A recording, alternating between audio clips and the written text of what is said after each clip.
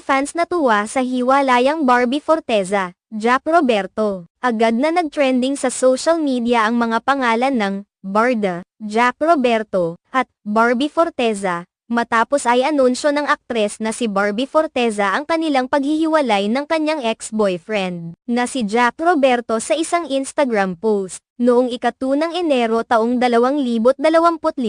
Ang anunsyo ng aktres ay nagbigay ng malaking epekto at agad naging usap-usapan online. Hindi lamang dahil sa hiwalayan nila kundi dahil na rin sa tagal ng kanilang relasyon na tumagal ng 7 taon. Ang post ni Barbie, na naglaman ng mensahe ng pasasalamat sa mga magagandang alaala ng kanilang relasyon, ay naging isang New Year surprise para sa mga tagahanga ng magkasintahan. Ito ay naging isang malaking balita na agad umabot sa iba't ibang social media platforms, partikular na sa X, kung saan naging trending ang mga pangalan